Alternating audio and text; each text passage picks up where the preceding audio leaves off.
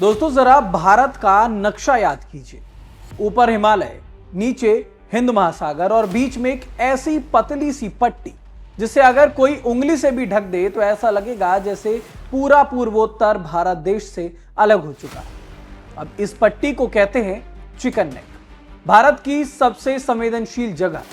अब सोचिए, अगर इस इलाके के बिल्कुल पास चीन धीरे धीरे अपनी मौजूदगी बढ़ाने लगे तो क्या होगा। और ऐसे में आज का ये मुद्दा यहीं से शुरू होता है। बांग्लादेश, चीन, तीस्ता नदी और एक ऐसी डील जिसने दिल्ली की चिंता बढ़ा के रखी है। नमस्कार, मेरा नाम ऋतिक ठाकुर और आप देख रहे हैं न्यूज एक्सप्रेस। दोस्तों, एक सवाल बहुत बड़ा है तीस्ता नदी को लेकर के। जब कॉरिडोर की बात होती है तो क्या ये नदी सिर्फ एक प्रोजेक्ट है या फिर ये दक्षिण एशिया में चीन की एक और कोई बड़ी चाल। क्योंकि बांग्लादेश की राजनीति में इन दिनों एक नाम लगातार चर्चा में है। तारिक रहमान नई सरकार बनाई है और उसके बाद वो लगातार वो काम कर रहे हैं जिससे शायद उनके मुताबिक बांग्लादेश को तरक्की मिल सके। हाल ही में चीन दौरे के दौरान उनकी मुलाकात चीन के शीर्ष नेताओं से। कोई कहता है कि चीन में वो जब पहुंचे तो वहां पर कई समझौते हुए, वहां पर उनसे व्यापार को लेकर, निवेश को लेकर, इंफ्रास्ट्रक्चर को लेकर तमाम बातें हुई। लेकिन जिस एक मुद्दे ने भारत का ध्यान सबसे ज्यादा खींचा है वो ये था तीस्ता नदी परियोजना। अब ऐसे में तीस्ता नदी जो है कहीं ना कहीं आप ये समझ सकते हैं कि भारत की कमजोर नब्ज है। अब ऐसे में पहली नजर में ये लगेगा कि अरे भाई ठीक है, अगर नदी की बात है तो एक प्रोजेक्ट ही है, भारत का इससे क्या हो जाएगा और भारत को इस मामले से क्या ही परेशानी है। और इसी जगह से, इसी सवाल के साथ ये पूरी जो कहानी है वो शुरू होती है। किसी भी नदी की अहमियत सिर्फ पानी नहीं, उसके साथ जुड़ी होती हैं बहुत सारी चीजें जैसे खेती, अर्थव्यवस्था, राजनीति और कई बार देश की सुरक्षा भी। तो वैसे में तीस्ता नदी निकलता है सिक्किम से, पश्चिम बंगाल से ये गुजरता है और उसके बाद बांग्लादेश पहुंचता है।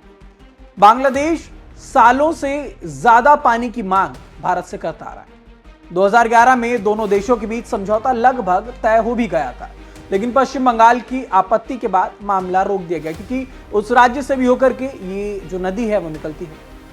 अब यहां पर ये खाली जगह थी जहां पर अब चीन ने दस्तक देनी शुरू की। लेकिन अब असली सवाल इस पूरे मामले को लेकर के अभी भी बाकी है कि एक नदी के प्रोजेक्ट से आखिरकार भारत की सुरक्षा का क्या रिश्ता है। इसके लिए हमें थोड़ा सा पीछे चलना होगा। भारत की सबसे पतली और वो सबसे अहम जमीन पर जिसकी चर्चा हम बार बार कर रहे हैं, तो इसे कहते हैं सिलीगुड़ी का कॉरिडोर। नाम सुनने में बहुत ज्यादा कॉमन लगता है, सामान्य लगता है, लेकिन सेना की भाषा में ये भारत की लाइफ लाइन है।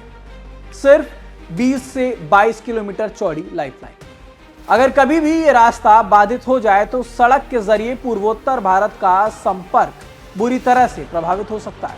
इसीलिए इसे चिकन नेक कहा जाता है। तस्वीरों में आप समझ पा रहे होंगे कि किस तरीके से ये जो चिकन नेक है, यहां पर नेपाल, भूटान, बांग्लादेश, सिक्किम, चिकन नेक जो है वो इन तमाम देशों को, इन जगहों को कनेक्ट करता है अपने पास। और इसी वजह से इसे बहुत ज्यादा वीक पॉइंट भी माना जा रहा है क्योंकि ये जो पतली पट्टी है ये भारत के लिए बहुत अहम है।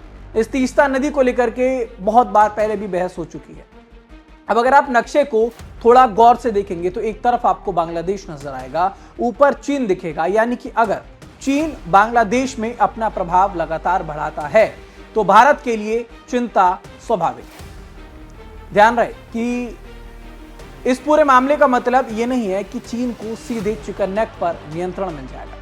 चिंता रणनीतिक प्रभाव और भारत की सुरक्षा गणनाओं से जुड़ी हुई है। ऐसा नहीं है कि चीन यहां पर डायरेक्ट पहुंचेगा तो उसको लेकर के भारत लगातार जो है वो परेशान चल रहा है। लेकिन अब ऐसे में ये सब पहली बार होगा तो ऐसा बिल्कुल नहीं है। चीन पिछले कई सालों से भारत के आसपास धीरे धीरे अपने नेटवर्क तैयार कर रहा है।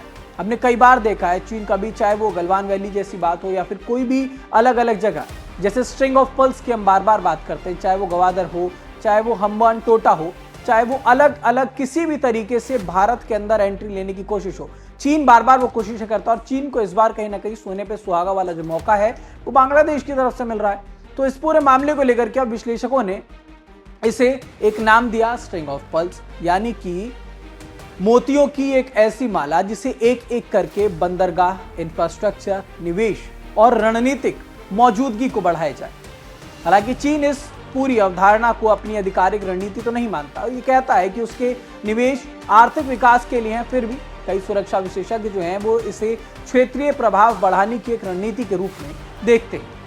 लेकिन अब ऐसे में सवाल है कि क्या भारत के लिए ये तीस्ता रिवर प्रोजेक्ट अब खतरे की घंटी बन चुकी है? तो जवाब है अभी तो नहीं बिल्कुल, क्योंकि अभी कोई सैन्य समझौते जो हैं वो सामने नहीं आए हैं।